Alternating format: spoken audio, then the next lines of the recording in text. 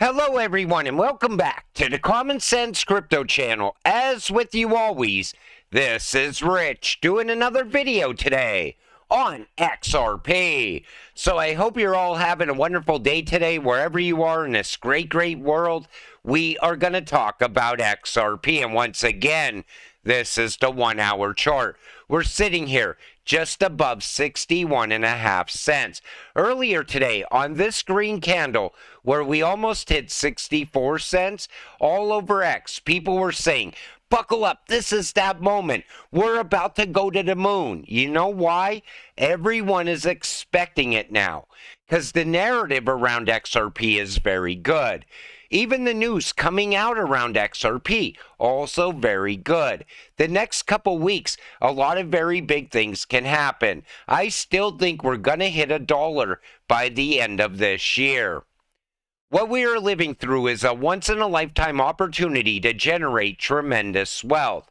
You know, this is your one shot to enrich yourself. And you either take it or you get left behind. And a lot of people are going to regret never investing into crypto at this time right now. Because I still think they're pushing for a CBDC and universal basic income.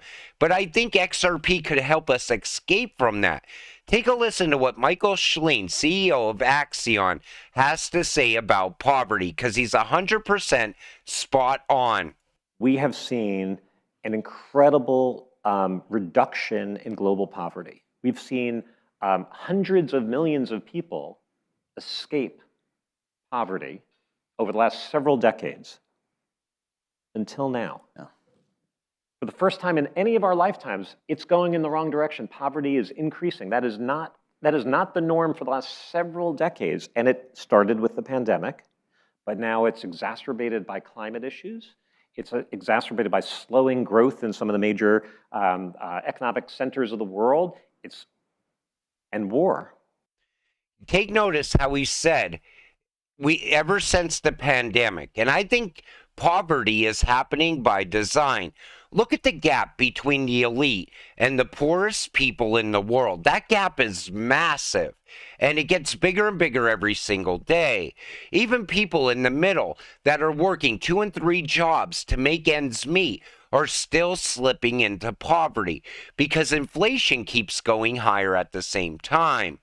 And the reason I say it's happening by design is because they want to create that emergency situation so they could create a CBDC, and then they'll put everybody on universal basic income.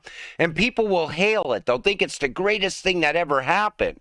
But then they will see the other side of universal basic income.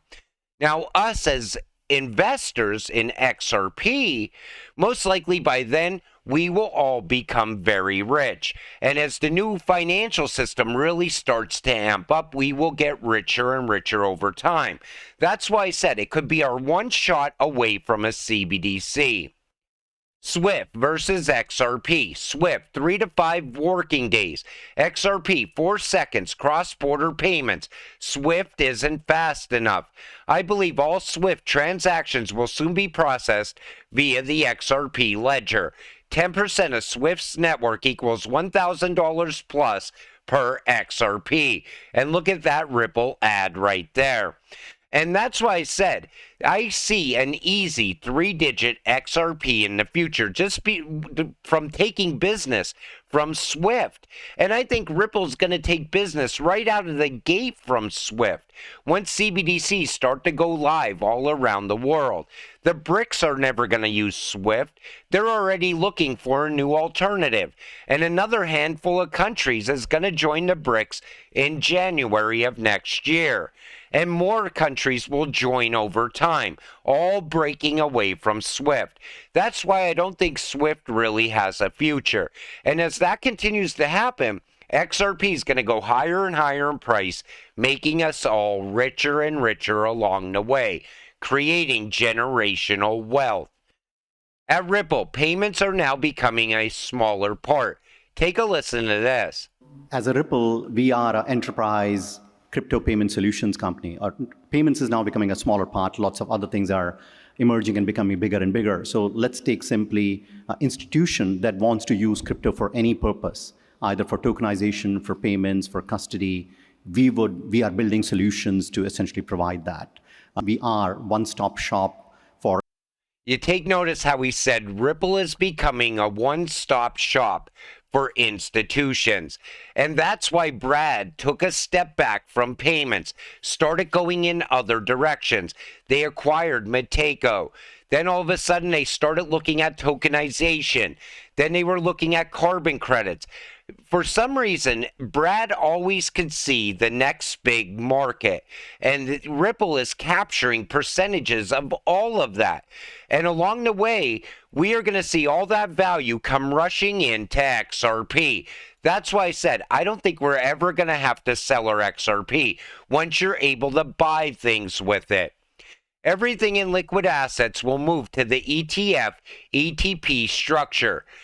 So take a listen to this. Well, I think that ETFs will continue to sort of overwhelm other structures. Everything in liquid assets will move to the ETF ETP structure. So I think the areas that are most important are the US and Europe because of UCITS, which allows you to go to really the rest of the world. And so I think. And guess where Ripple and XRP are having their ETP? In Europe, and it's going live next month. And that's why I said I could see a lot of value coming from this very fast. You know, everybody's so focused on a Bitcoin ETF here in the United States. I think the market's much bigger outside the United States at this point, and that's going to continue to grow out over time as well. And I still don't see Gary approving a Bitcoin ETF anytime soon. He is going to delay that as long as he possibly can. 3 big takeaways from Ripple. Nav and Gupta, take a listen to this. The reason Silicon Valley happened, because we had entrepreneurs, we had investments, and we had enabling regulations. And that's the reason Silicon Valley, which is the birthplace of the top 5 firms in the world.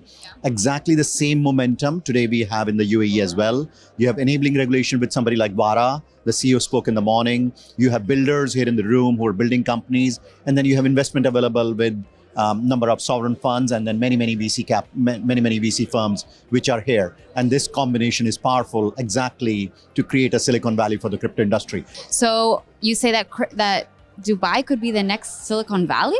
Is that what I'm hearing? Yes, 100%. At least for the crypto industry, for blockchain, Dubai currently is and will continue to be the Silicon Valley.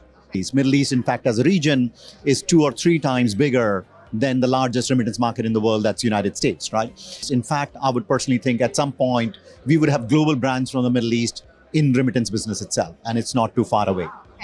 So it's not too far away, and Dubai is now the new Silicon Valley.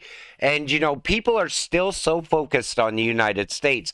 I've been watching how everything's been evolving outside the United States, and it's happening very fast.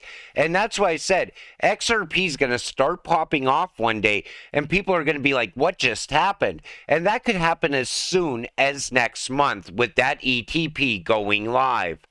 Ripple CEO Garlinghouse fires back at former SEC chair.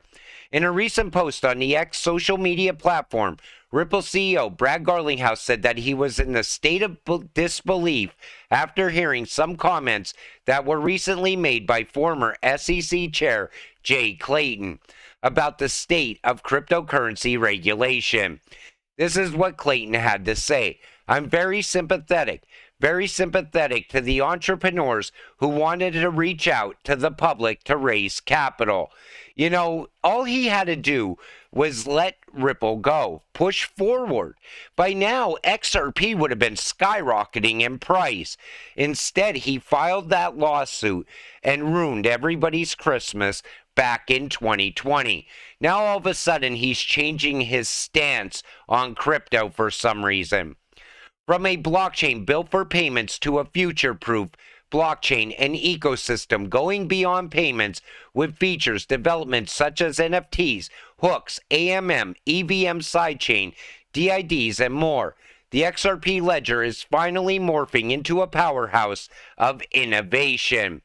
You know, the XRP ledger is continuing to grow out and expand. And as it does, it's going to add value back to XRP. But things take time to grow out. People don't understand that. They see an announcement, and the next thing they do is they go and look at the chart. And they're like, well, XRP didn't even move by 1 penny. It's because announcements don't move the price of XRP.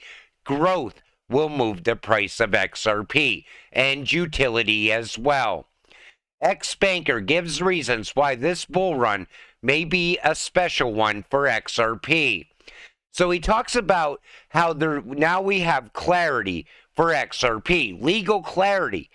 And then he goes on to talk about CBDCs as well.